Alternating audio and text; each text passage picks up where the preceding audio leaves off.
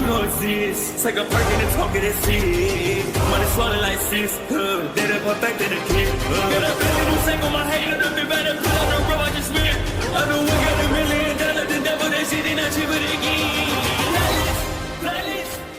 Hello and welcome back, fellow anime lovers, to MangaMuse. I am delighted to have you join us once again in the world of fanfiction and fantasy. This is the first part of What If Naruto Meets Deadpool. Special note, this fanfic is written in a masterpiece of AngelFallenDemon on FANFICTIONnet. Do check and support the author too. Now smash the like, share and subscribe button for more. Also press the bell icon so that you never miss such great parts. Thanks for the introduction. Now let's dive into the world.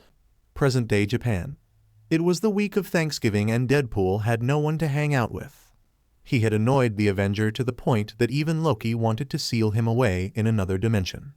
Spidey was busy with that Gwen chick he has been chasing after for so long and told Deadpool he couldn't hang out this time.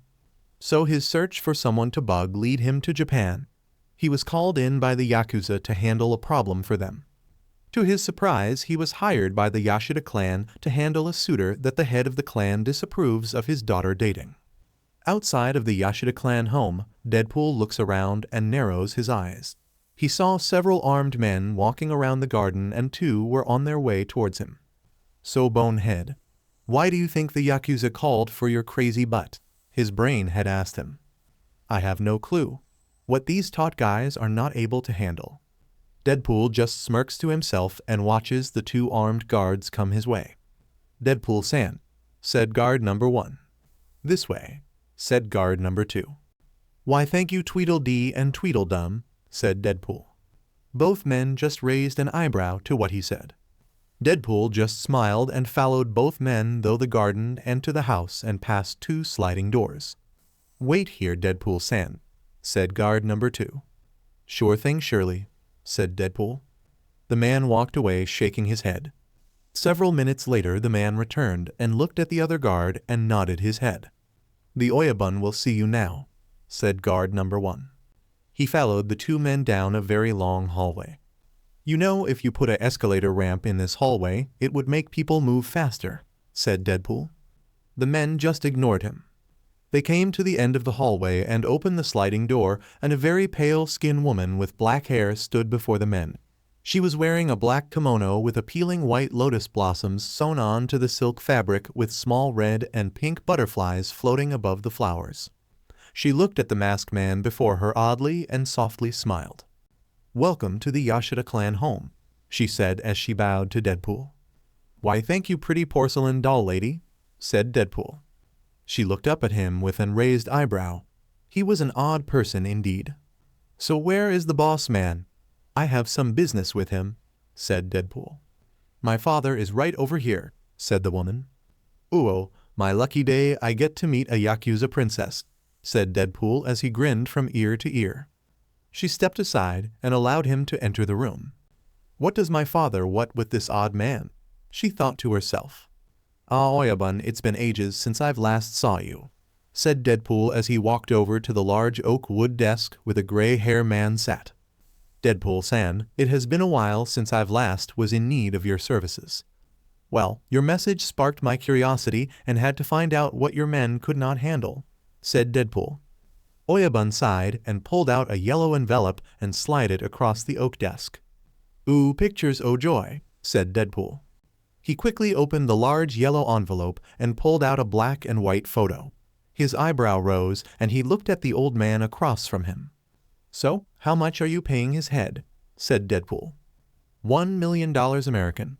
I'm sure you would take the job for no one wanted to go up against this beast, said Oyabun. Well, normally I would agree, but Deadpool trailed off. But what? Asked Oyabun. The room was silent for a couple of seconds before anyone spoke again. But, you see, Wolvie, he's a buddy of mine, and I told him I wouldn't try to kill him for a while, said Deadpool. Why the hell not? Yelled the Oyabun. Well, he did me a huge favor and finding where my good buddy Francis's boss was hiding at, said Deadpool. I really do like the picture you took of him. Makes him look sexy from this angle. His left side is his best side, giggled Deadpool. Oyabun held up his hand and snapped his fingers, and 10 armed guards appeared out of nowhere. They had mini machine guns pointed at the masked man. "Really now? Come on now, Oyabun old buddy. We can work this out like 2 grown adults," said Deadpool. The old man just glared at Deadpool. "I'm afraid now, Deadpool-san. I'm unable to allow you to leave here alive, in fear of you blabbing to Logan about the hit on his head," said Oyabun. "Well then, old man, you have one. No wait, you have 2 problems now," said Deadpool. "What are those?" asked Oyabun. "Well, your first mistake was thinking you could kill me with those toy guns there. Your second mistake was PSS me off," said Deadpool as he stood up and pulling out his 2 guns and firing at the 10 men, killing them at once. Oyabun fall back out of his chair. He knew Deadpool was one that was strong to deal with, but he didn't think the crazy man would attack his employer. But boy was he wrong. "The next time you want a job done, call some other asshat to do it. I'm not working for a 2-bit jerk like you," said Deadpool. He turned around and walked to the door to be greeted by several more guards. "You're like cockroaches coming out of the woodwork," said Deadpool. Yells came from behind Deadpool. "Kill him!" yelled Oyabun. "Hi," the men answered back as they pointed their guns at Deadpool. "You know this could happen in 2 ways. 1. You let me go peacefully and you never hear from me again. 2. I kill everyone in this place," said Deadpool. Without anyone noticing, he drew his swords and began slicing and dicing the men before him. All was here were screams and guns going off and shooting up the walls. It took about 20 minutes for Deadpool to get out of the place and run into a nearby forest. "Damn it, that hurt," said Deadpool as he looked at the hole in his right arm and left leg. "You know, you could have went more into detail into my fight scene," said Deadpool, breaking the 4th wall. He began to wander through the forest as his body began to heal itself. He came across a very old stone path. He looked around and looked up to be looking at someone. "Ooh, off to see the wizard, the wonderful Wizard of Oz," Deadpool sang as he skipped down the old path. He came up to an old shrine. It had golden foxes sitting on each side of the staircase. He rose an eyebrow to this and slowly walked up the stairs. In front of him were 2 sliding doors. He slowly opened the doors. He looked in. "Hello, Wizard of Oz, are you here?" asked Deadpool. "No, there isn't a wizard here, sir," came a young woman's voice. The young woman walked into the light from the shadows. "I am the priestess of this shrine of the Kyuubi no Kitsune." "The what now?" asked Deadpool with an puzzled expression on his masked face. "The great fox god. Many call him a demon, but he is a great fox spirit," said the priestess. "Come and I'll show his scroll and some of his story." Deadpool followed behind the young woman, and looking around as candles came to life on each side of the wall in the long hallway. They came to the end of the hallway to another room with a large window facing the green lush forest. The priestess stopped before a large table that had a golden racks on each side to rest the open scroll in. She picked up the large scroll on the table and began unrolling it and placing both ends on each rack. "Come and see. The Kyuubi no Kitsune has been also known as Kyuubi no Yoko as well. He is a large fox god that has the power in just one of his 9 tails to distort a mountain and start typhoon and wipe out whole villages. He is pure raw energy. His fur is BLD red with BLD red eyes and black tips on his ears, tails, and paws. He mostly lives very peacefully in the forest, protecting the creatures that live within it. But legend goes one night over 1,000 years ago he vanished. Many believe someone had summoned him and enslaved or trapped him, for no one has seen him running in this forest the 1,000 years that has passed. Yes, we have seen other foxes with 2 or 4 tails, but none as powerful as the Kyuubi," said the priestess. "Wow, that is a fun and sad story. But what is those funny-looking symbols around that circle?" asked Deadpool. "Some say a chosen one would come one day, and with his BLD he would be able to call back the Kyuubi," said the priestess. "So does it take a lot of BLD, just a little bit?" asked Deadpool. "Just a little. I was told one just bit their thumb on their diamante hand and dropped the BLD into the circle," she told him. "So you are going to really give it a try, bonehead?" asked his brain. "Shut up, I figure why the hell not.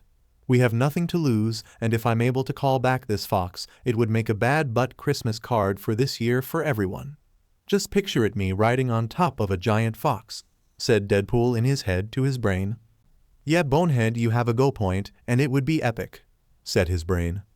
Deadpool, being Deadpool, pulled off his glove on his right hand and bit his thumb and squeezed BLD out of it.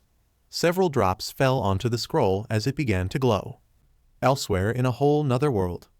Young girl with bright sunshine blonde hair in twin pigtails and electronic blue eyes and a orange ripped t-shirt and old ripped blue shorts with sneakers on ran from an angry mob. Get back here, you demon brat, yelled a woman from the mob. They threw rocks and other things as the girl. Tears streams down her cheeks. Why are you doing this to me? I have never done anything to you, cried the child. It's your fault our loved ones died 5 years ago, yelled a man this time. I've never hurt anyone, the child cried out. She ran around the corner, losing the mob for just a few seconds, and saw an alleyway and hid behind a couple of trash cans. She closed her eyes and prayed to Kami that they would run past her, or that maybe someone would come and save her. Sadly, her praise went unanswered, for one of the men from the mob walked into the alleyway and began knocking over the trash cans. I found the demon beast, yelled the man. The mob quickly came running into the alleyway.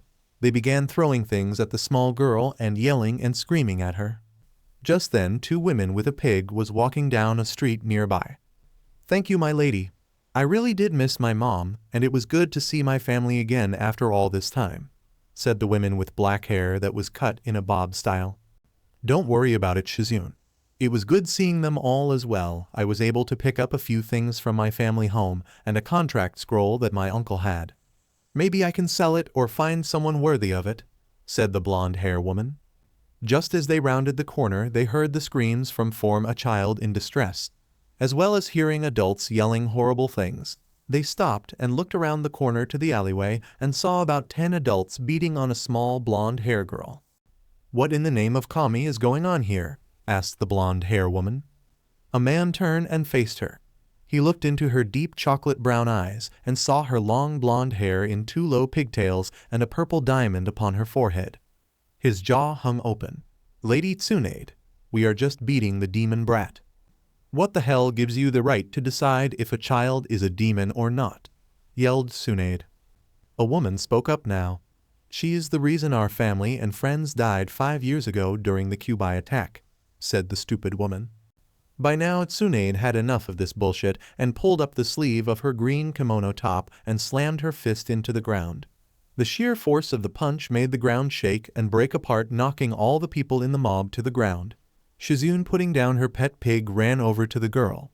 Bending down, she took her in her arms as Tsunade walked over to them. The small girl opened her eyes, looking at her saviors. They saw her electric blue eyes. Thank you for saving me, kind ladies, she softly said as she passed out once more from the pain afflicted on her.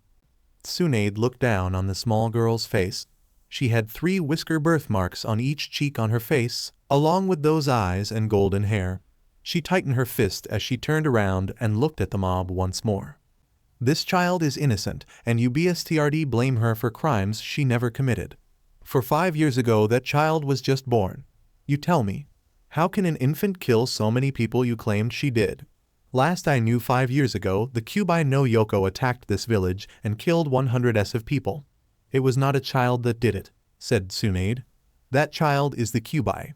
The civilian council told us that the beast took over the child's body and is pretending to be human, said the same foolish woman. Just then the 3rd Hokage and his Anbu appeared.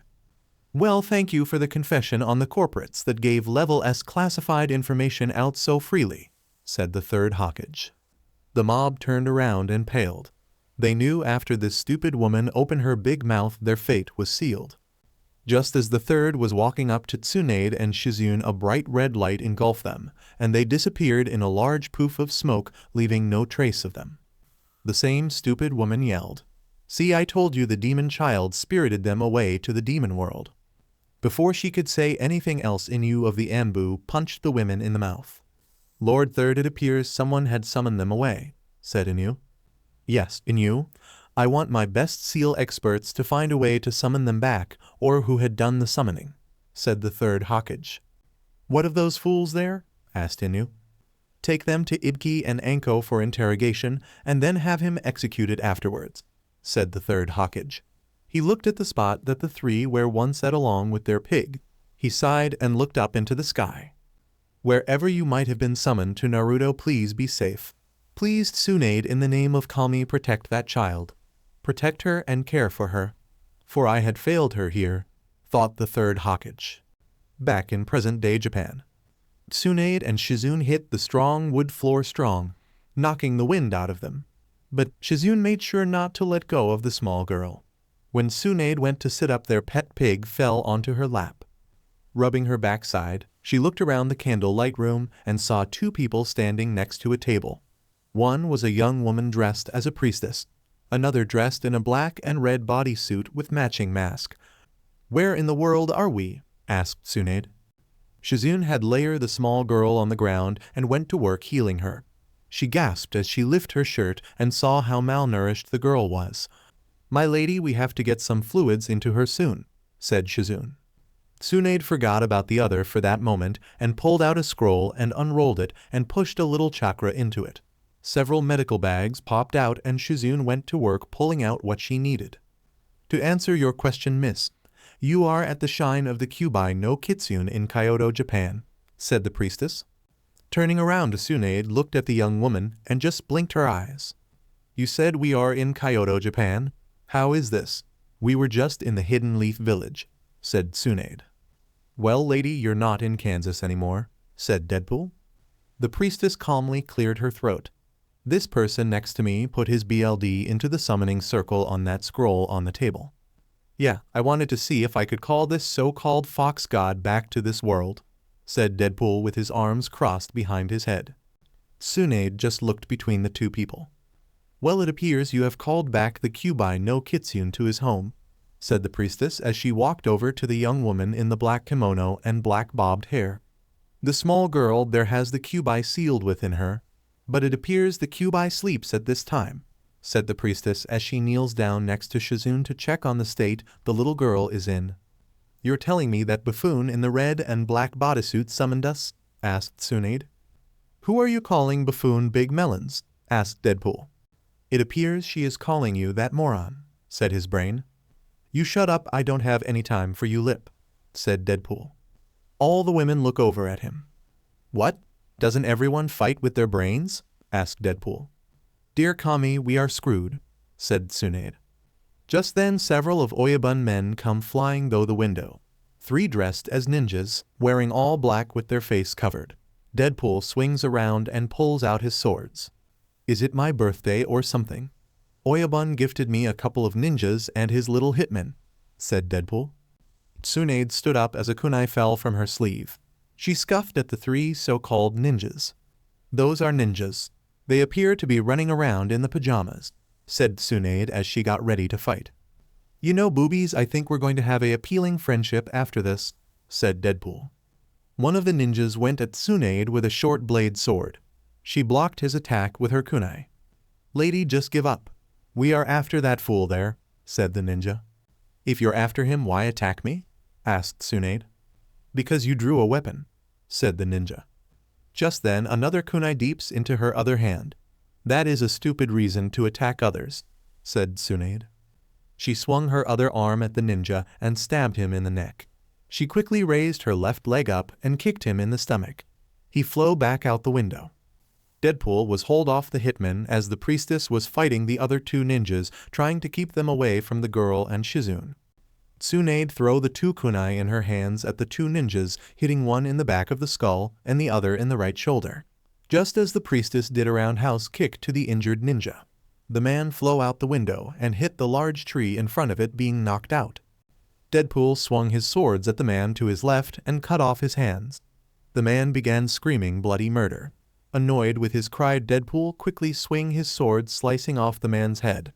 The other hitman paled and turned to run away when Tsunade threw another kunai at the base of the man's skull, killing him. "What in the hell was that?" asked Tsunade. "Just some men that work for Oyabun, the head of one of the Yakuza here in Japan," said Deadpool. "Why is the Yakuza after you?" asked Tsunade. Deadpool smiled and pulled out the yellow envelope and took out a photo and showed it to the women before him.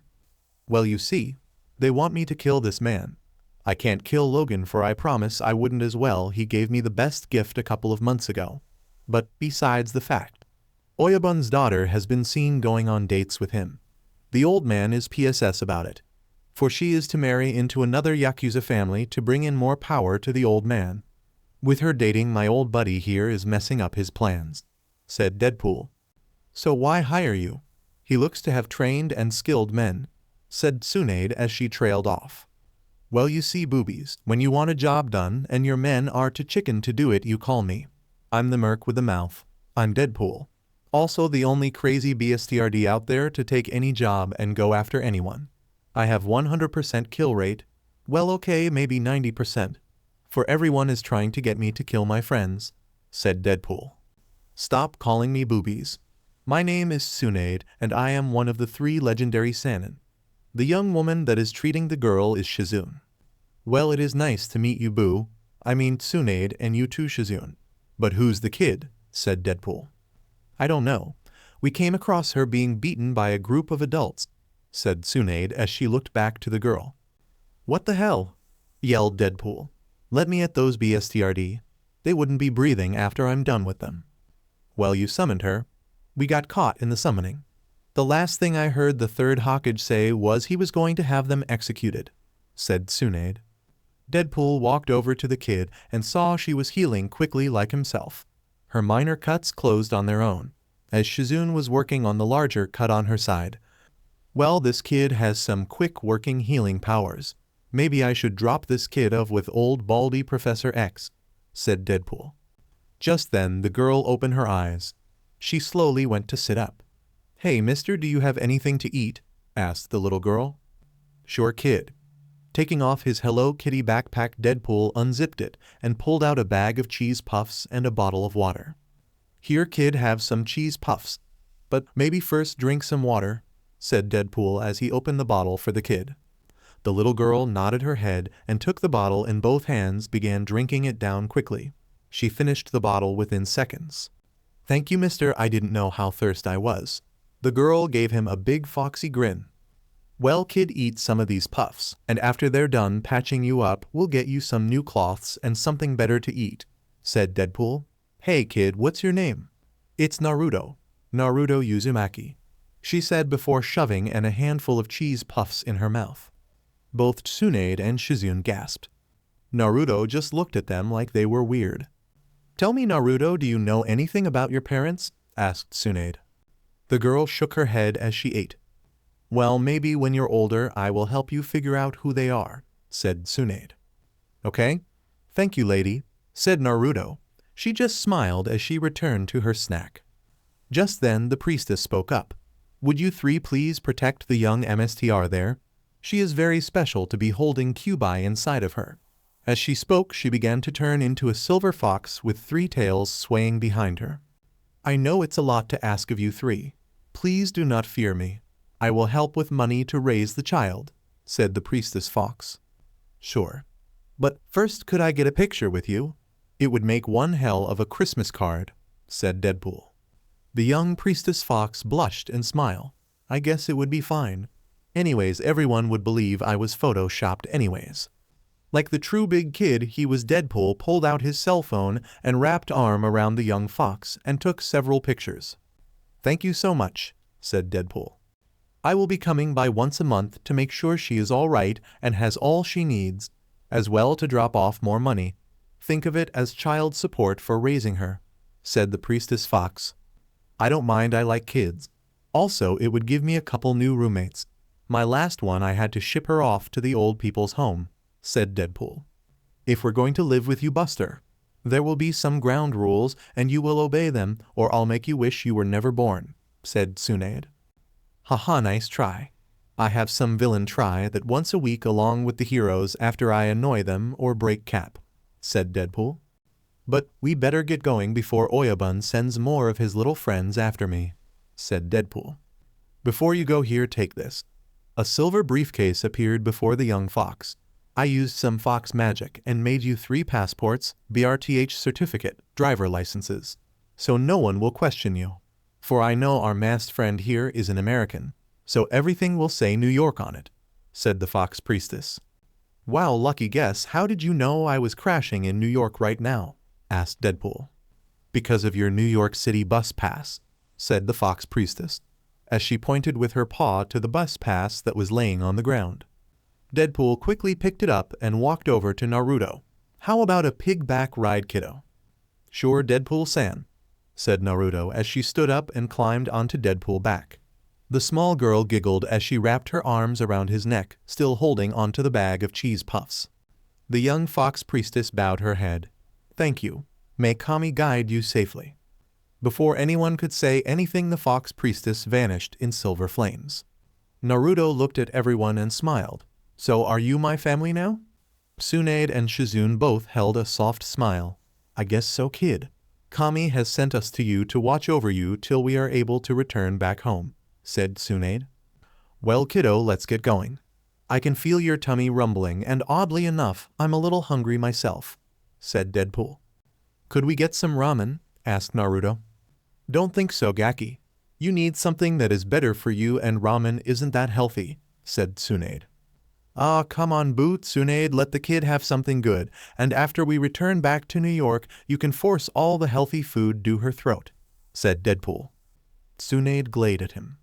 They made their way back to town and found a few shops where they bought Naruto some new cloths and get some different outfits as well. Then went and found a small little ramen stand. After eating, Deadpool found his good old buddy. Logan, yelled Deadpool. The feral-looking man turned to see the small group heading his way. He had an annoyed look on his face. What do you want, bub? Asked Logan. Oh, nothing. I figure I let you know Oyabun tried to hire me to take you out.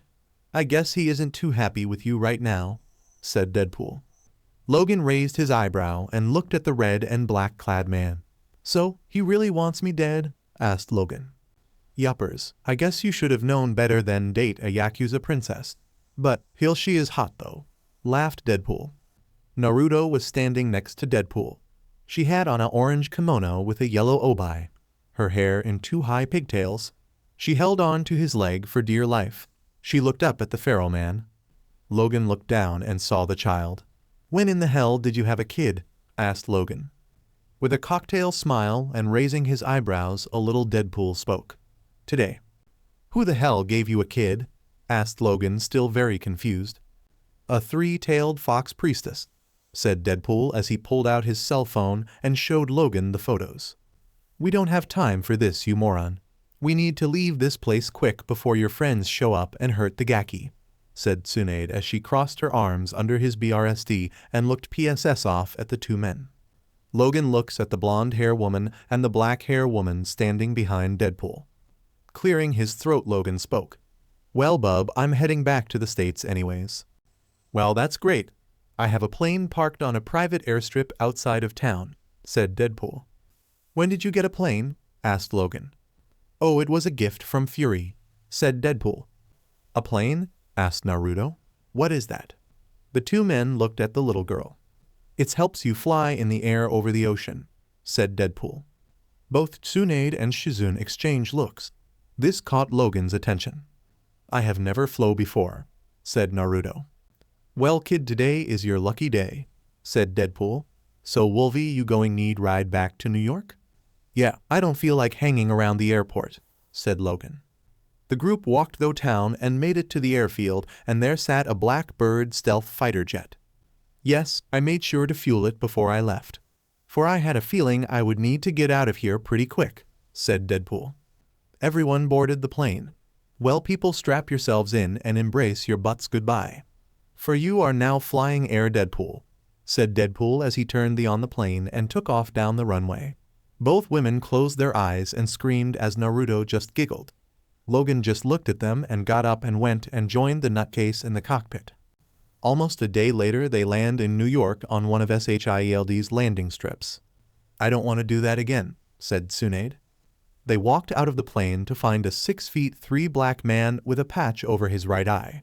He was dressed in a black LTHR duster with a black shirt and breathe and black boots. What the hell do you think you are doing with one of my planes, Deadpool? Asked Fury. Well, I needed a ride to Japan, and the airport wouldn't let me take my toys with me. I remember you told me if I need anything you would let me use it. So I borrowed a plane. I brought it back in one piece, said Deadpool. The man just shook his head. Who do you have here with you? Asked Fury. Well, I'm Naruto Uzumaki, and I'm going to be the next Hokage. The blonde-hair lady there is Tsunade Ba-chan, and the lady next to her is Shizune-chan, said Naruto. Gaki, I told you not to call me that, said Tsunade as a TCK formed on the left side of her head. Shizune covered her mouth with her hand, trying to hide the grin on her face. Uncle Wade said someone by the name of Thor could help us return home, said Naruto. Fury raised his single eyebrow up and looked at Deadpool, before returning his gaze to the little girl that was speaking with him. Where are you from? Asked Fury. Tsunade stepped forward. We are from the Hidden Leaf, one of the hidden villages in the elemental nations. Mr. Wilson there somehow managed to summon us here with a summoning scroll a three-tailed fox demon showed him, said Tsunade. He did what now? Asked a very annoyed Fury. Sighing, Tsunade bit her thumb and summoned Katsuyu. A giant slug appeared before them. This is Katsuyu. She is my summoning animal, said Tsunade. Is there something you need, my lady? Asked Katsuyu. Yes, I need you to give the third Hokage a message for me, letting him know we are all right. As tell him we had been summoned, though the Kyuubi no Yoko summoning scroll. But we don't have it anymore. The foxes have it. Maybe Jiraiya could figure something out to get us back, said Tsunade. Everyone just looked up at the giant slug. Yes, my lady, said Katsuyu. With that, she vanished in a giant poof of smoke. What the hell did you bearing me, Wildson? Yelled Fury. A giant slug and two ladies and a little girl. I would say Logan, but Wolvie has already left, said Deadpool. Mr. Fury, I'm hungry. Could we get something to eat? I already finished all of Uncle Wade's cheese puffs, said Naruto. In a very rare moment, Fury had a soft look on his face and a very kind smile. He bent down and picked up the little girl, setting her on his shoulder. Sure, kid, let's get you something to eat. With that, the group walked from the airstrip and went to a large building. The door slid open and they walked in. People walked around with folders in their hands or duff bags or weapons as they went by. The group made their way to an elevator and stepped in when the doors slid open. Fury pressed the button that had an next to it. Naruto just looked around the small shiny box they were in. Music played in the background and Naruto couldn't help but hum along with it. They came to a stop and the doors slid open again. The group walked out and walked down a long hallway. I'm telling you, Rogers, we need to go out and do something this weekend. Pepper is out of town and I get bored at home, said Tony. I have told you already, Stark. I will not go out with you this weekend. The last time I went out with you, we ended up at a strip club, and that was something I don't want to do again, said Steve. What is this strip club you speak of? Asked Thor. It is a place you shouldn't be talking about in front of a little girl, said Fury. The three men quickly turned around and saw Fury carrying a little girl on his shoulder. She looked to be maybe 4 or 5 years old. Are we doing another make-wish come true again, Fury? Asked Tony, as he looked up at the little girl in the orange kimono with the yellow obi. Her eyes the brightest blue he had ever seen. Her pigtail blonde hair just made her look even cute. No, not this time. This time Wade has made a new mess and we are now having to clean it up after him, said Fury. Before anyone else could say anything, they heard a very loud growl. Naruto blushed as her tummy growled even louder. Sorry, said Naruto. Thor looked at the little girl with a big smile. Come, little one, and let us dine on what I have made for lunch. Fury put Naruto down, and she ran over to the very tall man with dirty blonde hair. Thor picked her up and placed in the chair next to him. He had 2 streak and cheese subs he had made and nacho cheese Doritos bag open next to him. He cut one of the subs into smaller pieces so Naruto could hold them. Steve had gone and got a glass of milk for Naruto. Smiling, Naruto took a big bite of her sandwich. Her eyes got huge and light up. This is really good. Deadpool walked over to Naruto. The big guy next to you is Thor. Really? She looked at the man next to her. Yes, I am the mighty Thor. Mr. Thor, Uncle Wade said you might be able to get us home, said Naruto. Tsunade stepped forward. Yes, Wade said that you are able to travel between worlds and might be able to open a gateway back to our own home. Thor looked up at the blonde-haired woman. That is the job of our gatekeeper Heimdall. He is the one that opens the gates and allows those to travel between worlds. But he and my father had spoken of a child of light come to earth and seek guidance from great warriors. Is there any way Heimdall would send us back? Asked Tsunade. I am not sure. I would have to speak to my father about this as well, said Thor. Just then a tall man about 7 feet wearing gold armor with a blade that was almost 6 feet appeared before them, his golden eyes resting on the small child. Heimdall, did father send you? Asked Thor. No, I am here to speak with the child, said Heimdall. Everyone looked at the man with an puzzled expression. Naruto jumped out of her chair and walked up to the tall man. She smiled at him. Naruto Uzumaki Namikaze, you are the child of light, the one who will bring peace to the elemental nations. I am here to give you several gifts that are of your lineage, said Heimdall. 4 large scrolls appeared in his hands. These are of your mother, Kushina Uzumaki. She was a Valkyrie and a dear friend of mine. Yes, she was from the elemental nations, but she had a special soul and had the powers of a Valkyrie. Odin had me summon her to him at a young age and had her trained and awoke several of her bloodline powers. After her training, she was sent back home to the whirlpool before its destruction. When she arrived back, her father had sent her to the Leaf to meet with Mito Senju, where her aunt sealed the Kyuubi no Kitsune into her. The Kyuubi must be passed to one of Uzumaki BLD, for they are the only clan to ever been able to cage the beast, said Heimdall. She took the scrolls and almost fell over when Thor caught her. She smiled, looking up at him. Thank you, Thor. He took the large scrolls and placed them on the table. Kushina is this girl's mother. Yes, she is. She had asked me to take these scrolls from her home when the Kyuubi was freed from her, said Heimdall.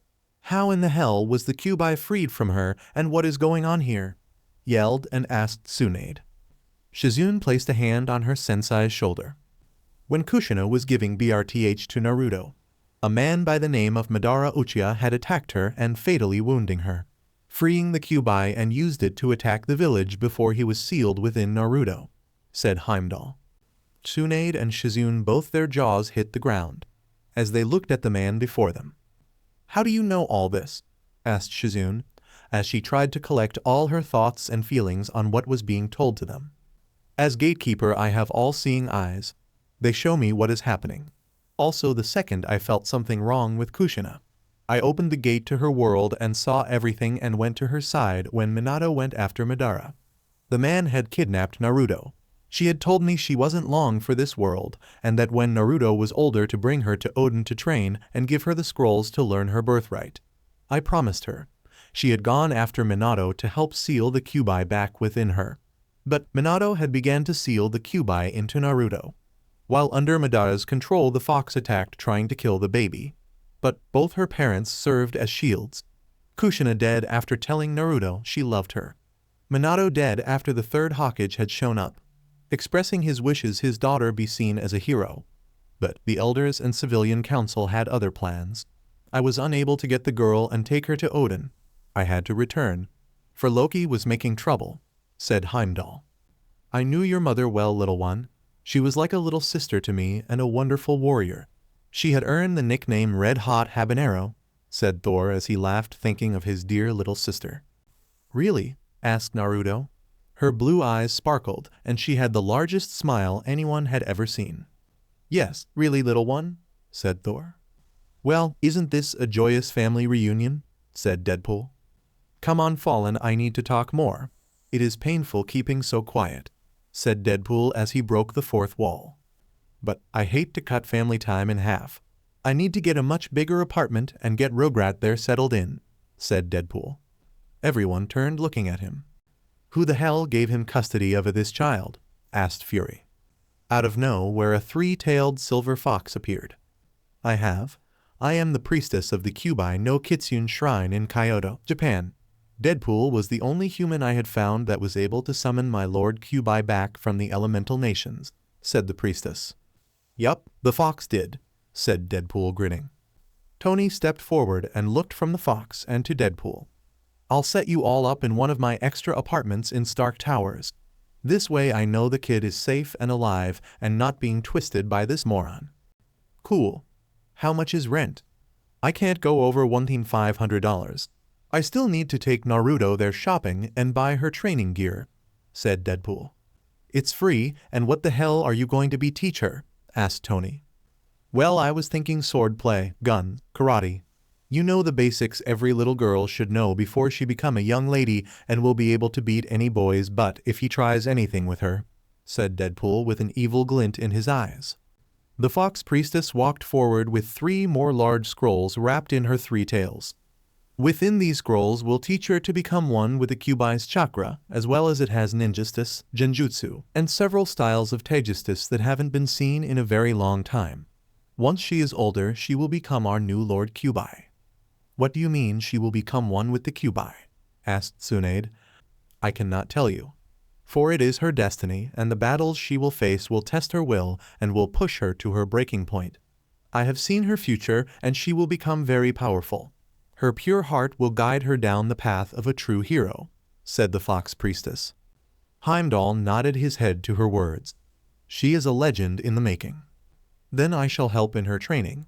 Father is awake and doesn't have any need of me at this time, said Thor. She will become a fine ninja like her mother, said Heimdall. Tony blinked. This little girl is going to become a ninja, like the ones in the all-black outfits that look like pajamas.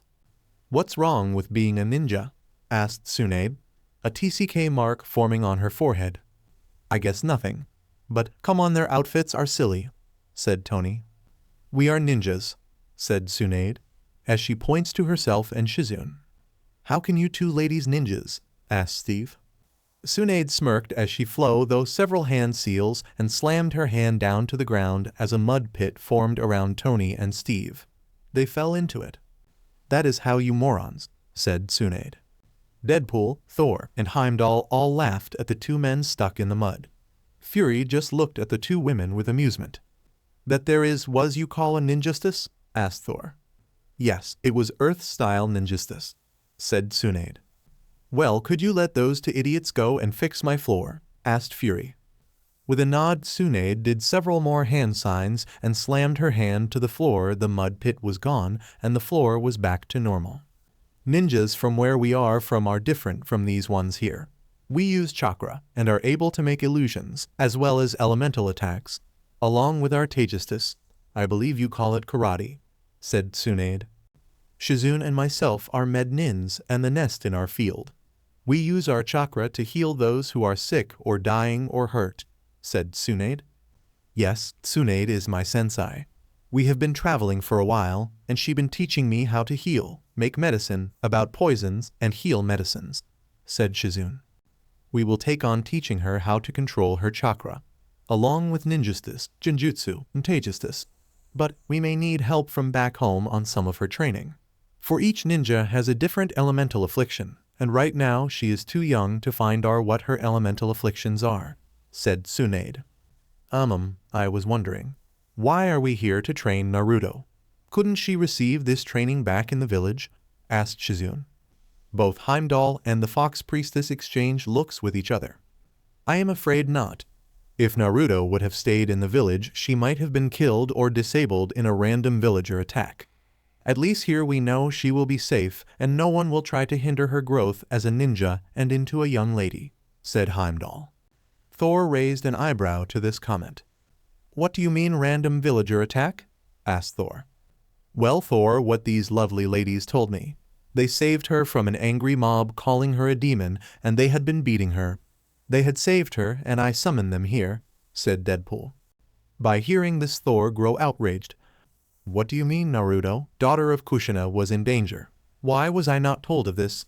I would have gone to save her and handle those villagers properly, said Thor. I am sorry, Thor. Odin had forbid anyone to go to Naruto. Unless she was going to die, no one was allowed to intervene, said Heimdall. No one was to intervene in her life. But I had found a loophole and used Deadpool to summon her here, said the fox priestess. See, I can be used from time to time, said Deadpool. But would we ever get back home though? Asked Shizune. Yes, as well I will allow whoever you need to help grow young Naru's skills. But she will return at 14 years old. I know that is the age they graduate from the academy and become genin. As well she will be able to protect herself," said Heimdall. Just then a felling overtook Tsunade. She smiled and bit her thumb and did several hand signs and slammed her hand down to the ground.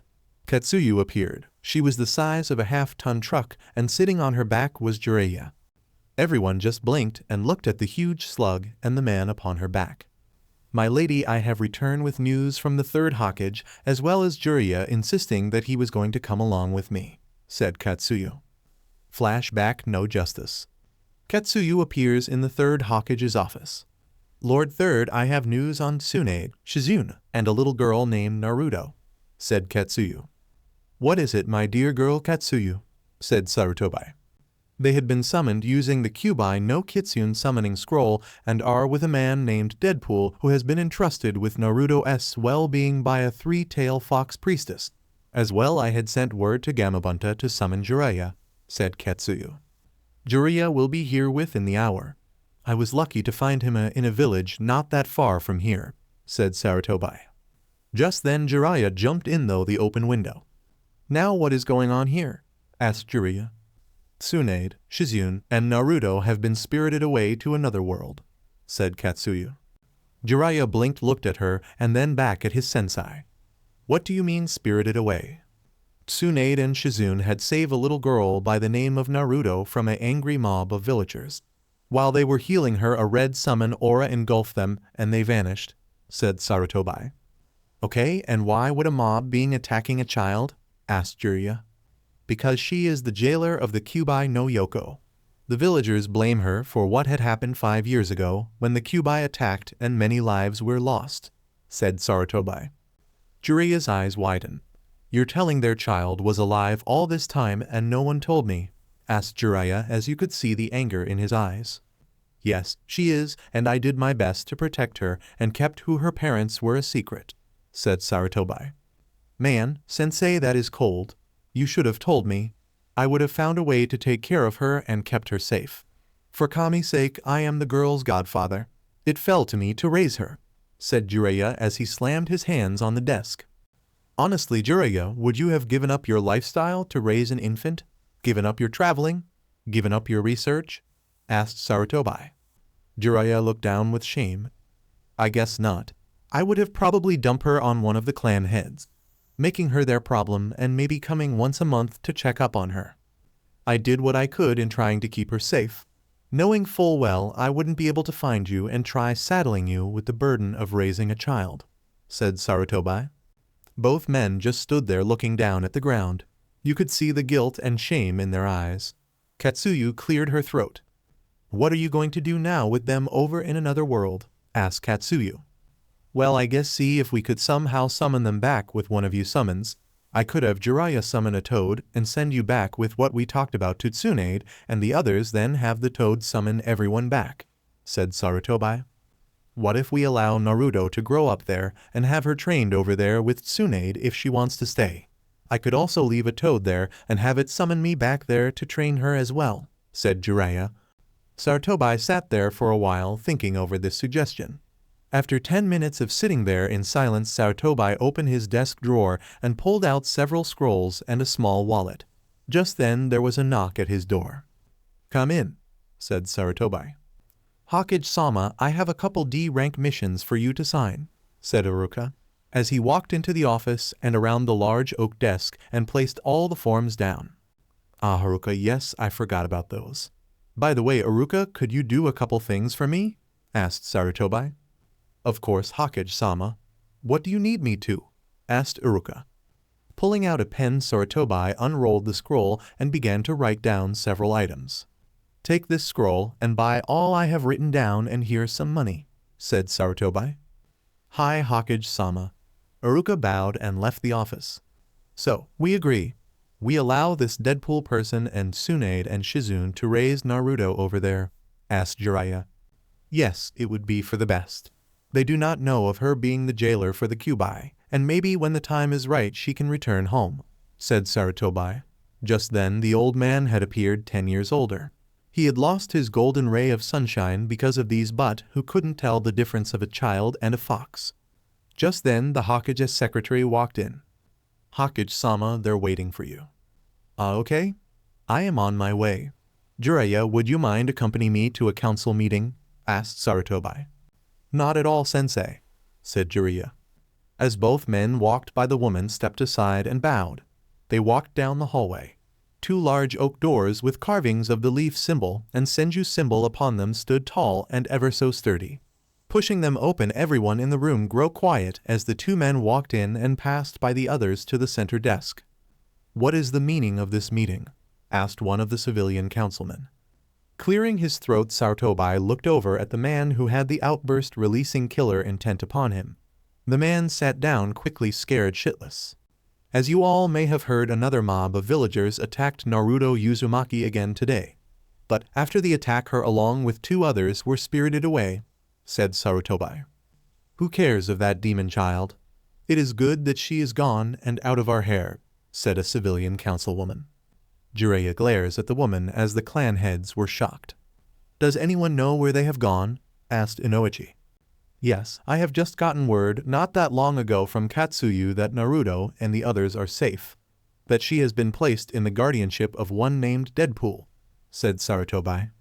Isn't Katsuyu the summons of Tsunade Senju of the Sannin? Asked Shikaku.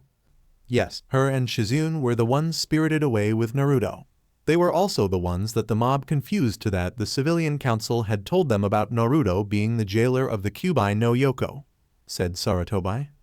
The clan council looked over at the civilian council. Rage was seen in their eyes. How dare you speak so freely of an S-rank secret? With you people opening your big fat mouths, you have placed this whole village in danger. You petty fools, yelled Hayashi Hyuga. Kami knows what the enemy would have done to the poor girl if they knew what she has sealed within her.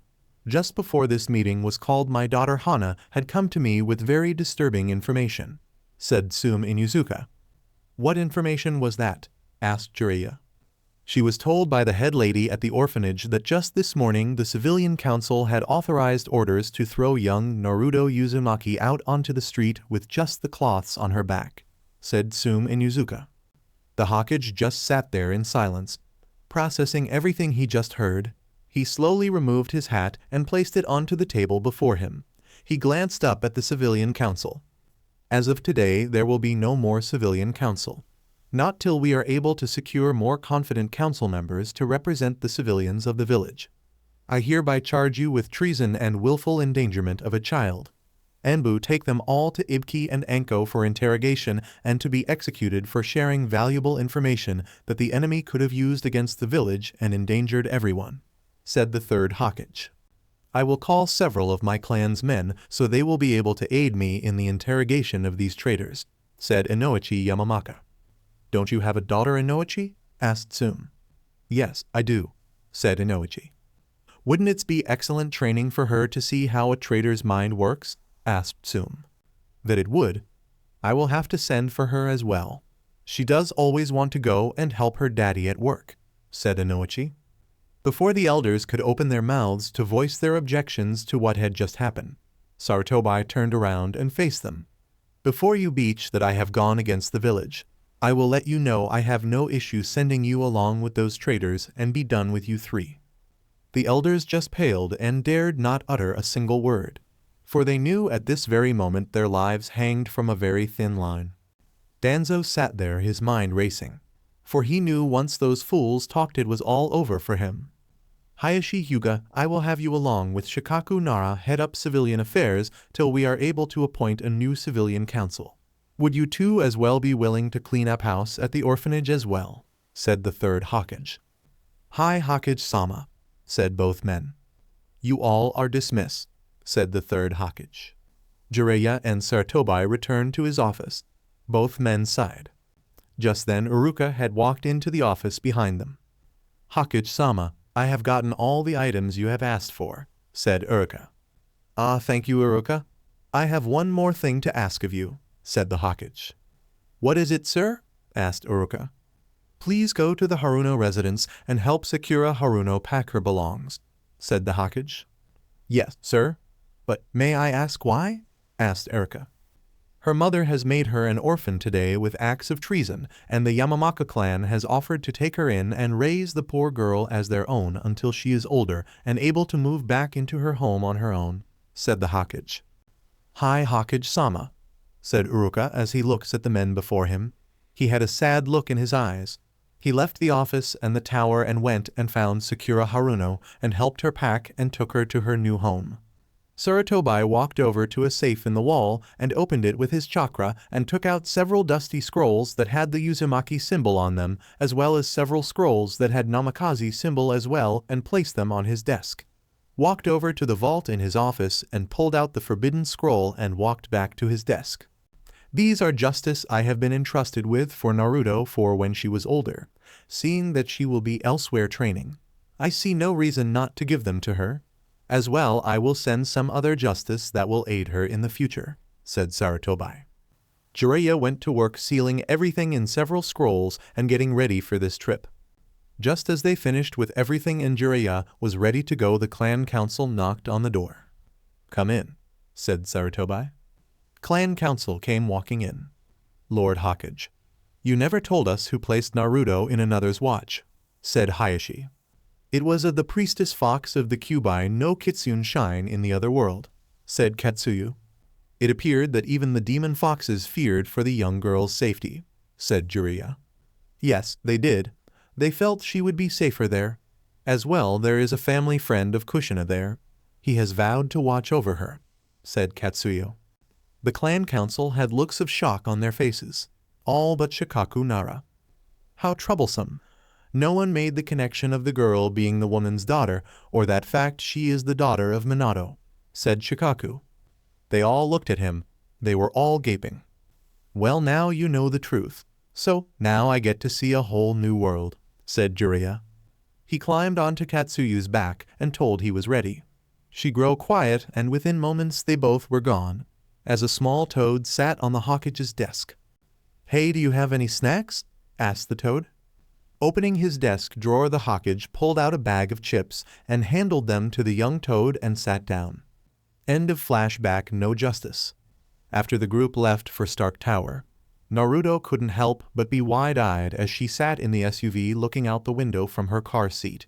Where they found a child's car seat still baffled the others. So you're telling us this is a car? Asked Shizune. She looked around inside of the SUV. You use this to get around town and travel long distances. Yes, said Tony. It appears that you don't have anything like this from where you're from. Shizune shook her head no. We just walk, run, tree jump, or ride a horse. But we do have boats. I did see several ships when we left Japan. Stark raised an eyebrow to her comment and turning to look at the other two that accompany her. Do you even have TVs, computers, or cell phones? Yes, we have TVs and computers, but we don't have cell phones, said Tsunade. Her eyes locked with Stark. We pretty much have everything you do besides these luxuries you call cars, planes, and cell phones. We are ninjas, and we need to travel in stealth. These cars are too noisy and smell bad as they pass by. Even a horse is quieter. Stark and Thor couldn't help but laugh. Lady Tsunade, I know how you feel. Back in Asgard we do not have all these things. We are warriors and travel by horse or Heimdall Bridge. Thor couldn't help but smile. Uncle Wade, will the villagers here hate me like they do back home? Asked Naruto. Deadpool looked at the small girl sitting next to him in the rear back seat. Kid, I don't see why they would hate you here. You're too darn cute to hate. But back home the villagers called me demon brat and would hurt me and starve me, said Naruto. Everyone grew quiet as they listened to what Naruto was saying. Well, princess, your Uncle Wade is here to make sure you are safe and that no one will ever hurt you again, said Deadpool. When you're older and start dating, your boyfriends will not know what hit them. An deranged laugh escaped his lips. Uncle Wade, I'm still too young to be thinking about dating, yelled Naruto. Everyone couldn't help but laugh at her outburst. She had puffed out her cheeks and crossed her little arms over her chest. I know, princess, but I'm just saying. Anyways, it appears your other uncles agree with me, said Deadpool. She will only date the finest of warriors. If there is none suited for her in her home world, we will find the best from Asgard," said Thor. "Uncle Thor, not you too," yelled Naruto. By this point they had pulled into the underground parking garage and Rogers had followed behind on his motorcycle. They parked and walked to the elevator. Entering it, Naruto sat in Thor's large arms looking around at the adults around her. Today was the day Naruto, our little outcast, our little orphan that no one loved or cared about, got her family. A lunatic in red and black she will always love as her Uncle Wade. Thor, her mother's brother. Tony Stark, a man who had a strange glow coming from his chest. And Steve Rogers, a man who had a kind-hearted and gently eyes. To her, she would love them all as her uncles. The elevator came to a stop just 2 floors below the penthouse at the 40th floor. As they stepped out, they saw the huge apartment. It was furnished with huge black and silver couches and steel end-tabled and coffee tables. Huge black and silver rug in the center of the white marble floors. It was a jaw-dropper. Use your imagination. "I'll be living here, Uncle Tony?" asked a wide-eyed Naruto. "Yes, this is your new home. I was originally going to surprise Pepper with this place for her mother. But I think it is better suited for our little princess," said Tony. "Welcome back, sir," came a disembodied voice. "Jarvis, I would like you to meet our new house guests," said Tony. "Sir, really Mr. Wilson will be living here?" said Jarvis. "Hey, buddy, I know you're still mad at me for the last time I hacked you. But I did say I was sorry. I thought it would be funny you sounded like me," said Deadpool. Jiraiya, Tsunade, and Shizune just exchanged looked with each other. "Jarvis is my personal assistant. He is a artificial intelligence program, or an AI, that runs everything for me, as well as keeps morons out of trouble," said Tony as he looked at Deadpool. Yeah, they get it. I'm a troublemaker," said Deadpool. "Yeah, you are bonehead." "Don't start with me," said Deadpool out loud. The others just ignored him and walked past him. As they passed him, Deadpool slapped himself. "Sir, I have already contacted the interior deigned about redoing the 36th floor for Miss Pot's mother. I gave her the colors you had selected," said Jarvis. "Which colors did you tell her?" asked Tony. "I have told her the silver and white," said Jarvis. "Ah, good call. I wasn't sure she would have liked this one anyways," said Tony. Everyone just looked at him as he stood there thinking and talking to the voice coming from the walls. "Jarvis, Wade will be staying here along with Naruto, Tsunade, and Shizune. Jiraiya will be coming and going from time to time. So please make sure they have everything they need. As well, make sure Wade doesn't blow this place up," said Tony. "I accidentally blow up one shield office and no one lets you forget about it," said Deadpool. "Wade, if you would have better stored your explosives, that would have never happened," said Steve Rogers. "I did. I had them in Ziploc bags," said Deadpool. Everyone deadpan at what he said. Naruto walked over to the large rug in the middle of the room. She looked down at the design and softly giggled. Everyone heard her soft giggle and looked over to her. "Tsunade, look, this rug has the Uzumaki symbol in it," said Naruto. Tsunade walked over to look at what the girl was pointing at. Her eyes widened as she saw the symbol in black and silver. The black outlined the large silver circle of the spiral. The older blonde woman looked over at Tony. "Why do you have the Uzumaki symbol?" "The what symbol?" asked Tony, as he walked over and looked at what the 2 blondes were staring at. "Uncle Tony, that is my clan's symbol from back home. But I didn't know I could change the color from orange and black to black and silver," said Naruto. "Well, Naruto, the color can be changed from time to time when a new clan head takes over. As you are the last Uzumaki, I believe you can change it," said Tsunade. "Really? Cool," said Naruto. Tony just watched them. "So, you call your family's clans and have symbols for each clan?" "Yes," said Tsunade.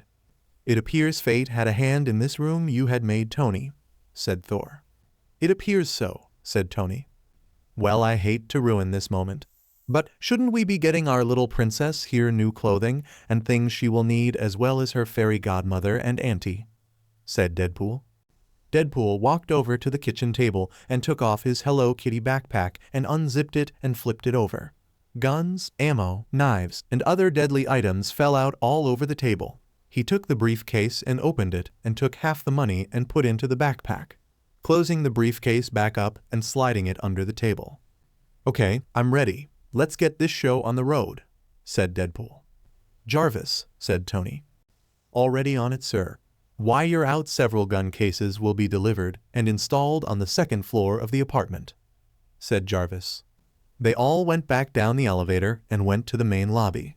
They followed Tony over to two men sitting at a large round desk with several small TVs.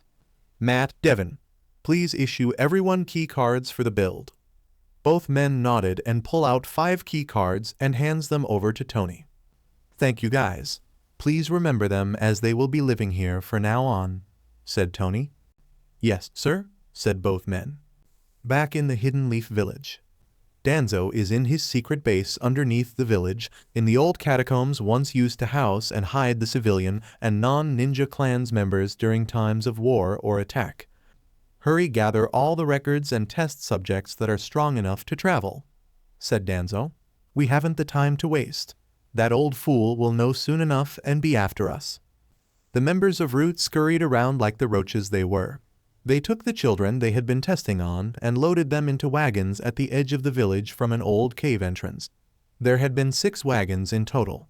The Root ninjas ditched their ninja attire to appear to be traveling merchants. That night, all of Root along with their leader Danzo had escaped from what was laying wait for them after the third Hawkage had found out Danzo had been feeding classified information and secrets to the civilian council along with selling secrets to the highest bidder. "That BSTRD. What all has he done behind my back?" asked Sarutobi as he looked at the other 2 elders. "We have no idea," said Hamura. He looked over at Koharu, but she just shook her head no. Appeared Danzo had his own agenda at play here. "I am just grateful that Naruto isn't here and out of that man's hands," Sarutobi said. "He has been hounding me as of late to allow him to turn the poor girl to a weapon to be used as to how he saw fit for the greater good of the village." "Lord Third," said Anu. "Yes, Anu, what do you have to report on Danzo?" said the third. "Danzo and many others have vanished from the village with light of events that have taken place earlier," said Anu. He looked at his aged leader though his mask. "That son of a," Sarutobi yelled. "That rat. I should have exterminated him years ago. I was a fool to think he would change." "Anything else in you?" asked the third. "While looking for Danzo, we found an old passage in his home leading to the old catacombs and found several bases set up for many things as well as sick and injured children. It has appeared Danzo had picked up where Orochimaru had left off on his experimentation on children and some adults," said Inu. The pen that was held in Sarutobi's hand snapped and ink went all over the top of his desk. "We have taken them to the hospital, but I fear many will not make it. The ones who do will have some deep-seed issues. But we did find something troublesome," said Inu. "What?" asked Koharu. "The children are all orphans," said Inu. Everyone paled as the temperature in the room dropped. "Find out who is missing in the ninja ranks that are not on missions and place them all in the bingo book along with Danzo's ugly butt," said the third. "As well send word to the Domino and others the BSTRD may try to turn to." Inu and the 2 elders bowed before the enraged third Hawkage and went to take care of the task that been given to them.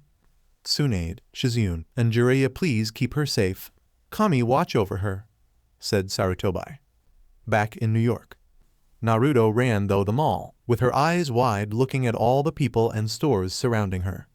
"This place is bigger than the marketplace back home," said Naruto. "Well, kiddo, there are a lot of people here, so they come to the mall to buy what they may need and just wander around wasting time," said Deadpool. A toy store to her left caught her eye. In the display window stood a 6-foot tan-colored teddy bear. Without thinking, Naruto walked up to the window and looked up at it, her eyes wide and a small smile on her little face. "Would you like a monster-sized bear, princess?" asked Deadpool. All she could do was nod her little head yes, as her golden sun embrace locks moved wildly around her. Deadpool and Thor took her hand and went into the toy store.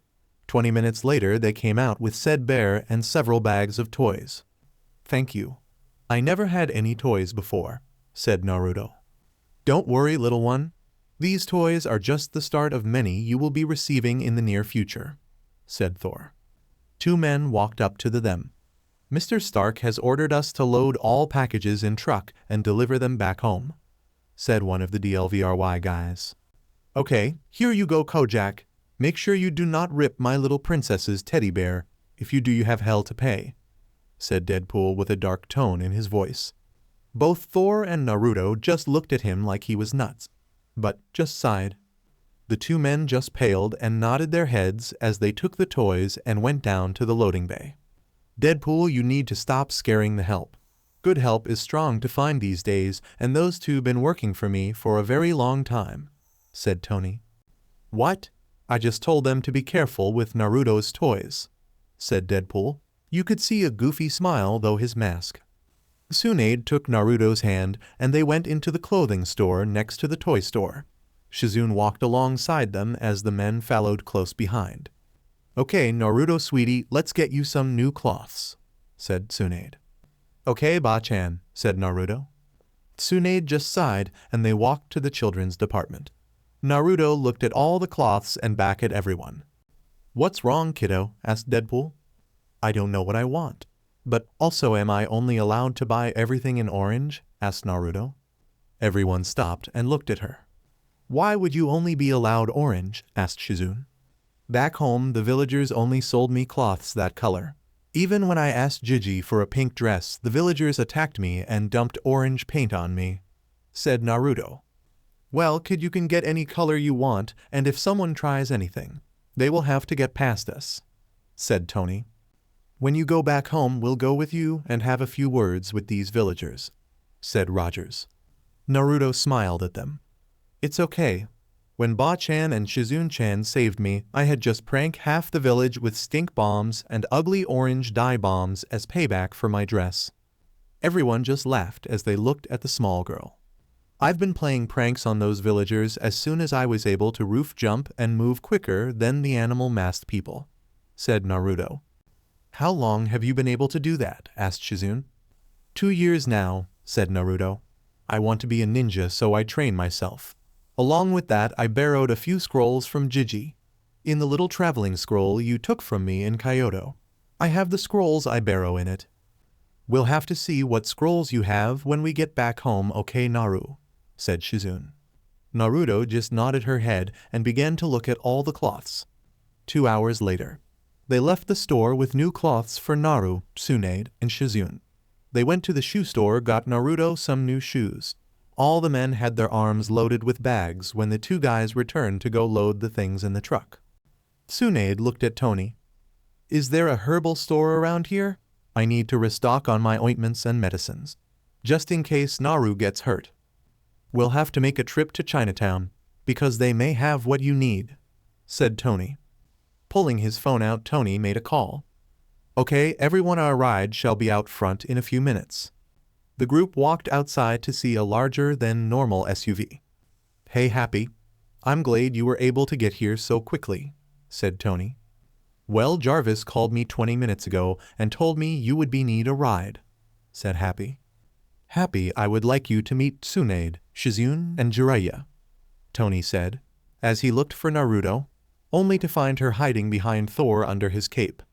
Also, I would like you to meet Naruto. Happy walked up to Naruto and kneeled down to her level. It is nice to meet you, princess. My name is Harold Hogan, but you can call me Happy. Naru smiled and hugged him. Okay, Happy. They all got into the large SUV and took off. Where to, Tony? Asked Happy. We are going to Chinatown. Tsunade needs some odd and ends from there, said Tony. You got it. To Chinatown, said Happy. The drive took about 30 minutes with all the traffic. Naruto looked out the window with her eyes all huge, seeing all the different buildings and people. Wow, those buildings are bigger than Gigi's tower, said Naruto. Well, kiddo, New York is known for its big buildings, said Tony. Really, Uncle Tony? Could you sometime take me to see the largest one? Asked a wide-eyed Naruto. Sure thing, kiddo, sure thing, said Tony. They arrived in Chinatown. The buildings had Chinese symbols and writing on them. Everyone got off and Naruto looked around. Ba-chan, where we going? Asked Naruto. Well, Gaki, we are looking for an herbal and medicine store, said Tsunade. Deadpool picked up Naruto and sat her on his shoulder. Thank you, Uncle Wade, said Naruto. No sweat, Pinsai's, said Deadpool. They walked around for a good 10 minutes before Tsunade saw what she wanted. Jiraiya was checking out some of the girls standing next to a massage parlor. When Tsunade saw this, she walked up to the preppy old man and grabbed him by his ear and dragged him away. Hey, what was that for? I wasn't doing anything, whined Jiraiya. Yeah, sure. You just happened to be checking out those girls, said Tsunade. I was just doing some research for my latest book, and I wanted to see how different the women here are from our world, said Jiraiya. With an annoyed look on her face, Tsunade huffed up her chest and crossed her arms. Yeah, whatever. She turned and walked into the shop she was looking at. Within minutes, everyone followed behind and Deadpool was pulling out his wallet from his Hello Kitty backpack. Tsunade had found everything she was looking for and more. Wow, this place has everything I need, said Tsunade. Miss, I will be getting new herbs tomorrow. Maybe you come by them, said the shop owner. I will, thank you. By the way, do you do special orders? Asked Tsunade. It depends on what it is. I do not deal with illegal drugs, said the shop owner. Tsunade quickly grabbed the pen and paper off the counter and wrote down several names of herbs she would like. The man looked them over and smiled. You really are in luck, miss. I'll be getting these tomorrow. Tsunade looked over at Deadpool and Happy. Deadpool waved his hand. Yeah, sure, whatever you need. Happy smiled. Miss, there is another shop down the alleyway around this corner that carries the last herb you are asking for. I am unable to get it, for the old witch will not tell me how she gets it, said the shop owner. Thank you, said Tsunade. Come on, let's go. I really want to see the other shop. The group left and went down to the corner and went down the alleyway to where they saw a red door with a glass window and the symbol for the leaf in the center of the window. Jiraiya and Tsunade exchanged looks with each other and slowly opened the door. A little bell was heard as the door opened. A voice came from the back. Yes, give me a moment. I'll be there to help you, said a woman's voice. They all walked in and looked around. Look, Ba-chan, there is the village flag, said Naruto as she pointed at the large wall scroll. The older woman came up to the front. Her long, fiery red hair hung in a high ponytail, and she had emerald green eyes. The woman looked at the group and just groaned. Ba-chan? Asked Tsunade.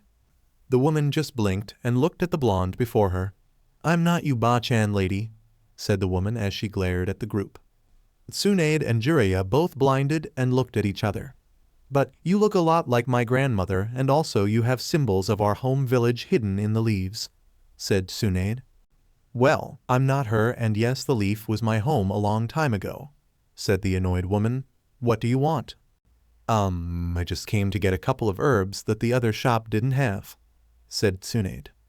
Well, write down what you want, and I'll see if I have it, said the woman as she shoved a notepad and pen into Tsunade's hands. Still a little stunned, Tsunade just looked at the notepad and pen before coming to her senses and quickly wrote down what she wanted. The woman took the list and vanished to the back of the shop and back, not even 5 minutes later, all of what Tsunade and Shizune were looking for. Deadpool paid, and they thanked the woman.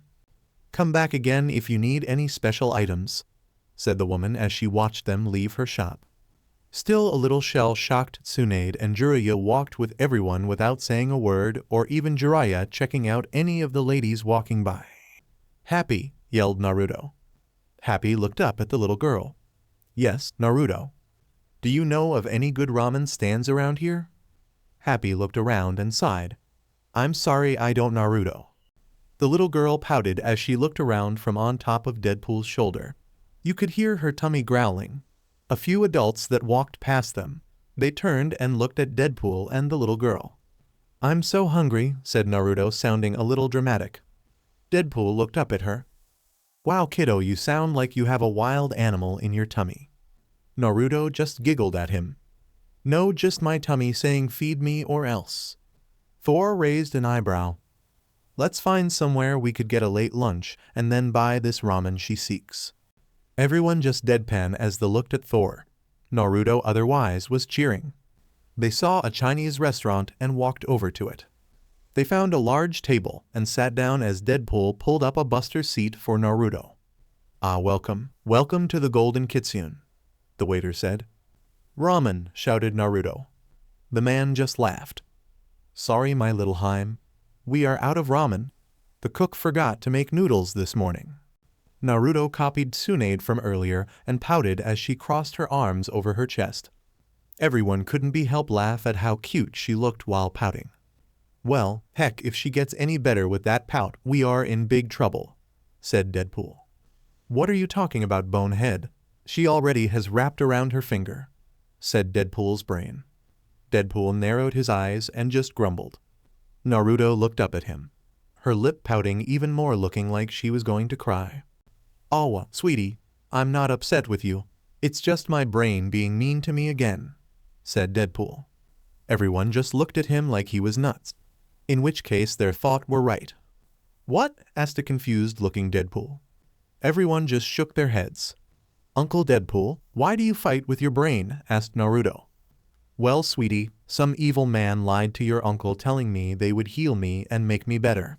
But their medicine made me very sick and hurt me badly that I have to stay all covered up all the time," said Deadpool.